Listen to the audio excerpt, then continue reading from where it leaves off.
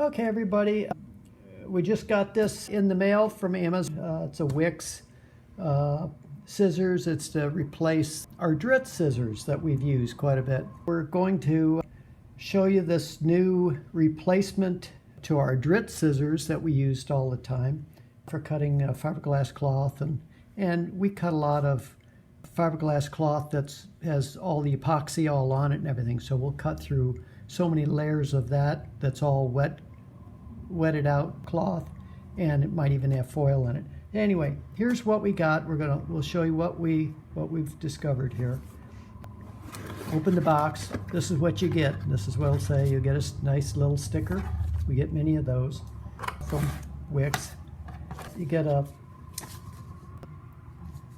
pamphlet here that kind of tells you all of, kind of in Chinese, somewhat, you might say, the instructions here. And I've already pre-read all of this, and you can do the same thing here, but I'll show you what I discovered and kind of went through their language, you might say. Anyway, here's the tool. What I noticed right off the bat when we got this here is it's really heavy. The motor is really heavy. Real quality feel to it. The spot where you put the battery in, it's not flimsy plastic or anything. It's plastic, but it's not flimsy. Everything's hard, snaps into place. You notice right when you get this, where you snap the head on, it'll have a blob of grease. Make sure your grease is in there. You get these multiple heads here. They're both the same, 2 heads. And you notice you have to push this up whenever you're installing this head. But it's plastic also, but it's a very hard, sturdy, quality made plastic versus our Dritz scissors that we used all the time. We have several of those that did great for us, but over time, the batteries, the technology has gotten better. Dritz has done well for us. Now, to buy a new Dritz scissors, in the past here, they've been very hard, difficult to acquire, and they went up in price. I think they're like $140 now, so and higher. So anyway, this is what we've come across. We originally had gotten Wicks to do the Dritz scissors, and they've been having a hard time getting those scissors, and the costs have been going up and everything else, and they've came across a new scissors, and there's a whole generation of this particular company, but this one's kind of different than the rest that you'll see on Amazon that you can choose from, and we end up liking this. We told them what we look for, and they've got it, and they're going to supply it now. So anyway, what it says in the book here, to put this head on, it says in the instructions, it says, oh, you got 2 screws, one on each side. This snaps in, and then you put these screws in. But I noticed when I got this, there were no screws. They supplied no screws. So, but whenever I snap this on, I don't think you need screws to hold this together. So they weren't supplied with it, but it says in there. So anyway, what it says is, you pull back the little lever, and then it says, push this on. But what you want to do, they say, lift this up, because you see where the little red thing there, lift this all the way up before you slide this on. Pull this back and slide this on, and it snaps on there hard. I mean, it's a hard, and push this all the way forward. I mean, it's on here hard. You want to put these on before you put the batteries in this machine, because it's too easy to accidentally pull the trigger while you're doing this and do damage to the machine. But or your fingers, cut your fingers. But what we've noticed with this in the instructions, the instructions kind of, it's kind of they say to snap that in, and then of course it says put the screws in here. There's one on each side. Well, they didn't supply the screws, but I don't think you need them. It's very heavy quality part here. So it snaps in hard. It's not going to come off. So what we did was, okay, and it says on here to take this off, you have to push back on your lever here, release here, and then pull this off straight. Well, you'll go here and everything else, and you'll go, there's no way of getting this. And you'll think, well, I'm going to take a thing and pry this off. Well, the trick is, and what they had said in the instructions were, pull this tab back and then push on it and push to the left. Well, really what you want to do is you want to grab it on each side and kind of put your thumb and push it so like you're rocking it, and it'll come right off. See, I'll push it right back on. Snaps on there hard. So you thinking you're pulling this and you're going to get this off, you'll never get it off. It's on there hard. These parts fit really good. So I just grab it and push to the left, and it'll snap right off. So, or to the right, left, right, whichever you are. You notice when you have this, when you first get this, it's got a little piece, a little pile of grease. It goes in between there.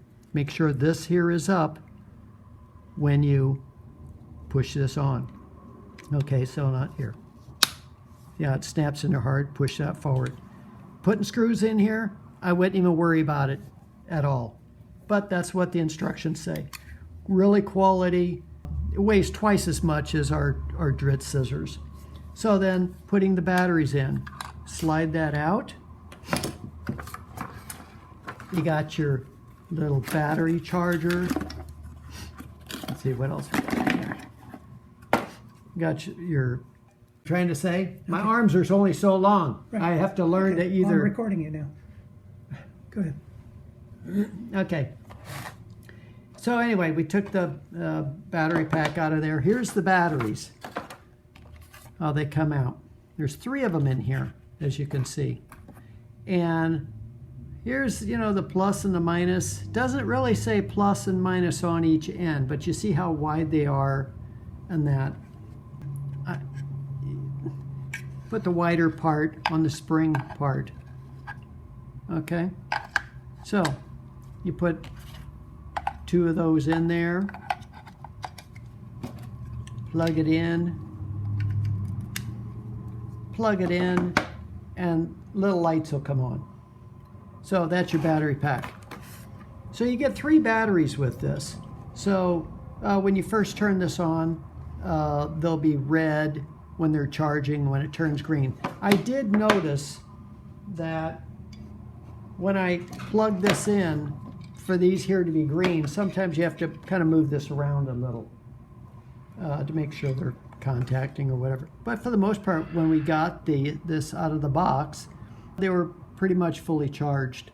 So like it said in the instructions, when the machine starts going slow, slower, so you can tell that the batteries are getting weak, that's when you want to stop, take that battery out, and put a new one in, because it's better to charge the batteries when they've got a little bit of juice left in them, so they're not totally depleted.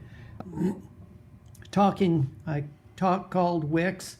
Wicks had said they've been using this machine to cut all their cloth, and for some time now, and for the last month, and haven't recharged one of these batteries yet. So they must be getting close. But that sounds like an awfully long charged use. But you have 3 of them with this purchase. What I did notice is, versus the Dritz scissors, Dritz gives you one that sort of looks like this, and another one that's another little different shape. These look like pretty identical. They're identical things. So, and they're made out of tungsten steel, carbide steel. They have carbide inserts in the jaws. Yes. So, and I noticed when I got this, if you'll notice, then there's like little bit of grease on these on here. You know, wipe that excess off before we start cutting any glass or anything else. So anyway, so what we do is the plus and the minus. I think what I would do is take a Sharpie and write plus and minus on here. Makes it a little easier. When it goes in, snaps in there nice and hard. It's not loose like some plastic tools are. This kind of resembles like Makita type hard plastic. It's thicker. You notice everything goes in here and snaps in hard. So it's not a flimsy tool. And that's what it sounds like. Sounds a lot different than the Dritz scissors. The Dritz scissors always sounded kind of cheap, but they worked real well. The thing was with the Dritz is they had the tungsten carbide inserts like this. So therefore they lasted a very, very long time. You can build your whole airplane with this. You'll notice that you'll see other type scissors like these, different ones out here that aren't tungsten carbide. They're just plain steel. They don't Look for the little half moon inserts in there. the little In the half jaws. and the jaws.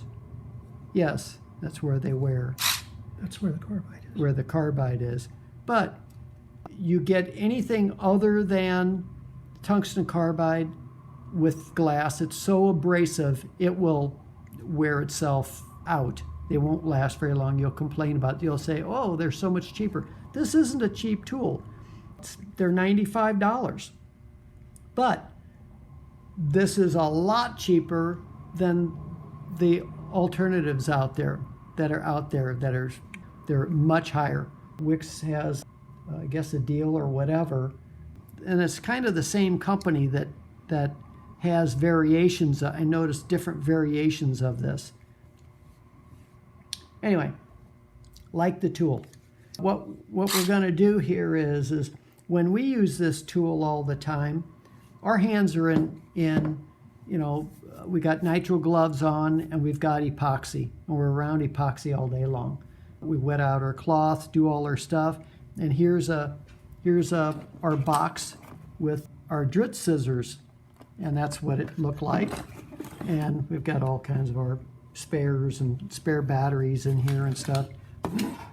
And here's what, matter of fact, let me plug in the power.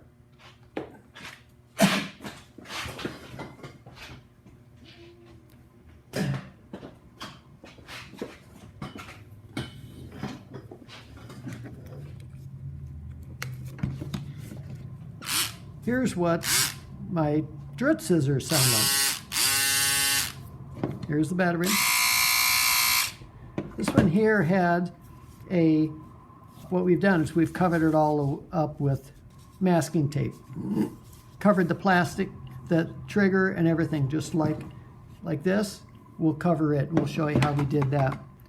Here's another one with the battery not in it. Here's our batteries that came with this, and we would snap that right on, and for the battery thing. So notice what we did was took a sharp razor blade, cut it right at this edge, and we can pull that out, the battery out. These batteries they lasted so long, not near as what these batteries here do. So same way with this. Plug that in. Why isn't that?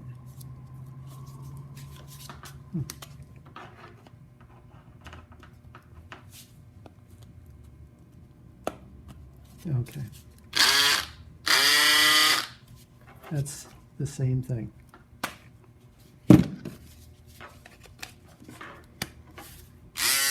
Notice the heads look pretty close to the same with the Dritz scissors. Okay, now what we're going to do is we're going to wrap this in plastic.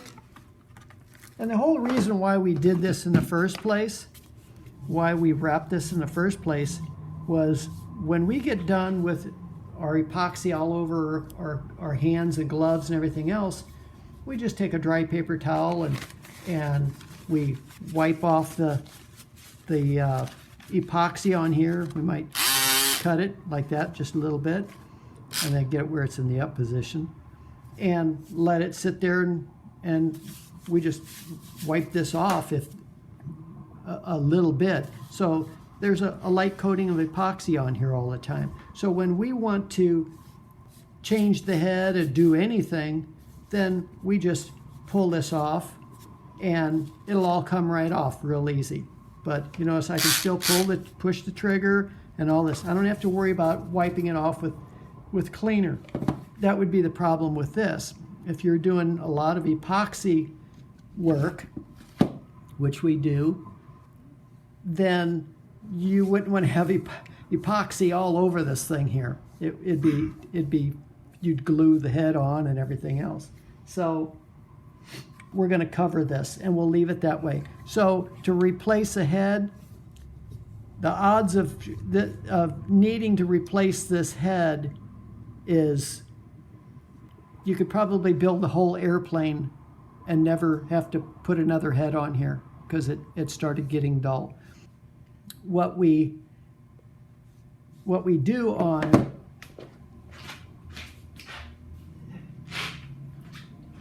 testing to see if a head, so see, this is Dritz scissors. Let's see how I can cut peel ply real easy. If this had epoxy on it, and I had wiped it off with paper towel and it dried and everything else, and the next day I come out here and use it again, I would first take a razor blade and I would just scrape the edge on here, like where the teeth are in between. And when I do that, in between like that, probably about that much, you won't see anything flaking off, but for some reason it sharpens the blade. Because if I didn't do that, when I would try and cut peel ply, because this is my test thing, it would get caught halfway in between here in the jaws.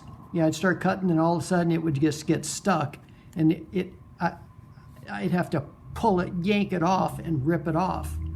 So all I have to do is take this razor blade and scratch the edges of there, and then try it,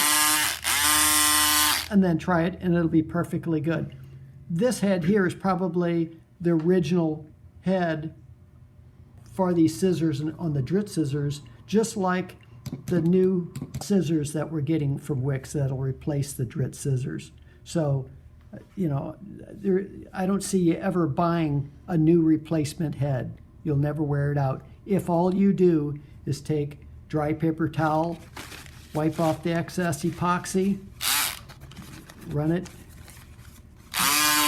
through one time, get it separated in the up position, let it dry the next day, then go out there, pull the trigger, and then you might have to snap it and run it, and then take the razor blade and just touch it, and it'll be absolutely sharp. Enough to cut peel ply, because we cut a lot of peel ply. Every time we cut fiberglass cloth, we'll end up cutting peel ply because we peel ply everything.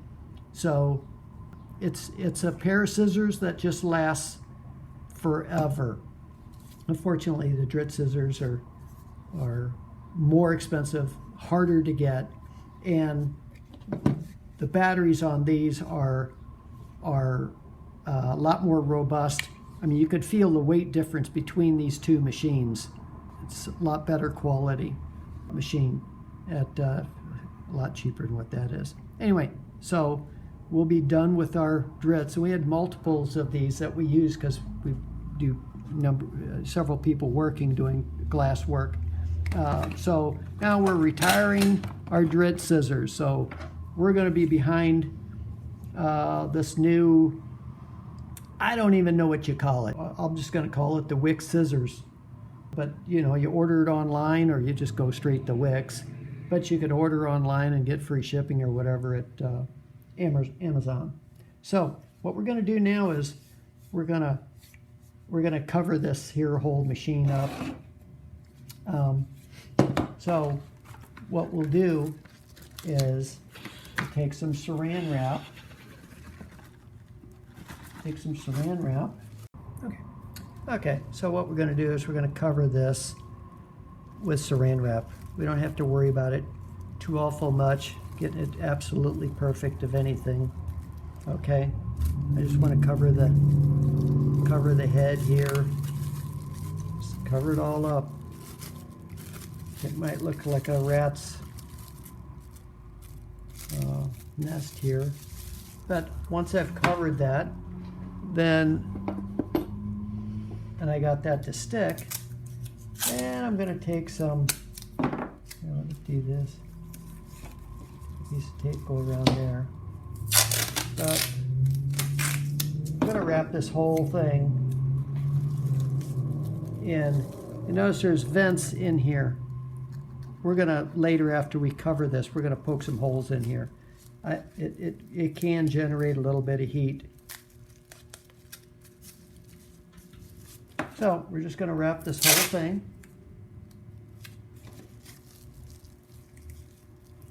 with, and that plastic wrap is going to make this, I can take this off real easily. When it gets around the button, don't worry about it. Just go right over the trigger. That's how it started on me. This has to be just a little bit. The saran wrap just makes it easy to get this all off later. Because when I get epoxy running all over everything,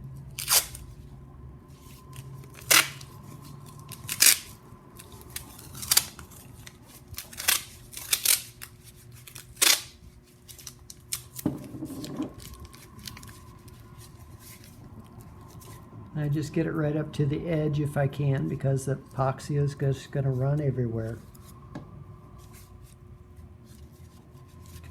And there you go. And whenever I want to do it, I just pull the trigger. So I've got my gloves. You know, when I'm done with my epoxy work, take a dry paper towel, wipe it all off my gloves. And then for the most part, I don't really even wipe it off, my epoxy. It just seems to be, because it's all sticky. And this is probably been on here for probably a year or two, I would imagine. And this will all peel right off.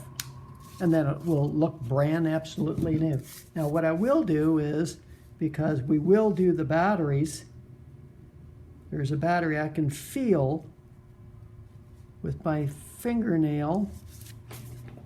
Let me get that razor blade. There it is. Okay, so I'll take my fingernail and I can feel kind of where that edge of that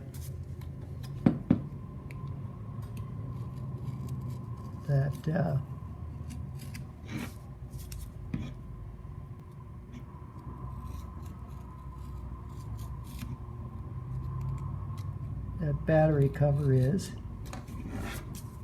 Now where did I go? That was all the way at the end.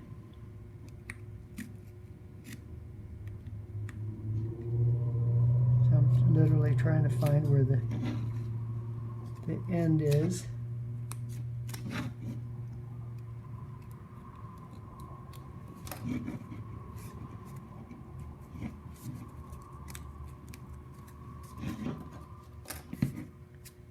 Now where did that go? It must stop right there. Okay, so I won't cut it off. So all I got to do is I can peel this up. I can peel this up and reveal my battery. And I can replace this. Okay, so you see what you got here is I can pop this off. That saran wrap made it where it's not going to stick. I'm just slide my battery. Okay, snapped right in. So now I've got that, my little cover over the top of that. So now what I can do is just put a little piece of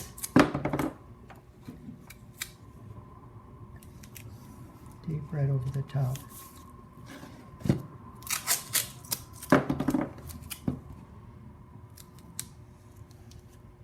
So I've cut this off once.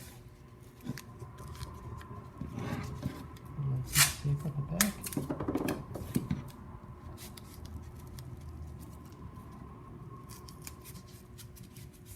And I know what I got. So the next time I do this, it's already been cut. It'll be real easy for me to just slice that and pop that battery out.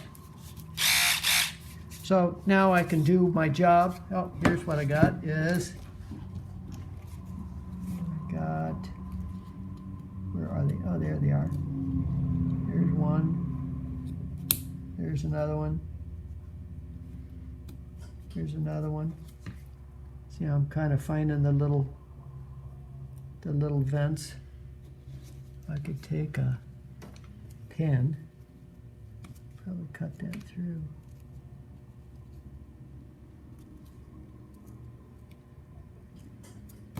And these are just little vent holes.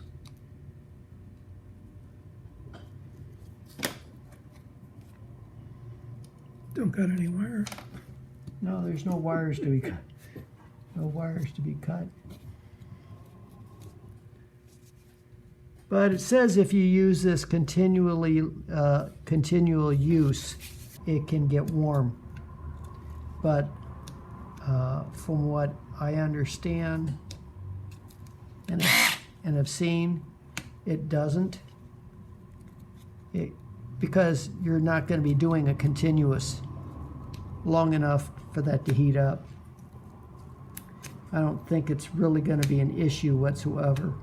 For the most part, if you notice where all the epoxy's at, you see how much epoxy's on here. It's all going to be around here. You can see where stuff has gotten on here on this head. This bottom anvil doesn't move at all. It's just this upper one. Just this upper one.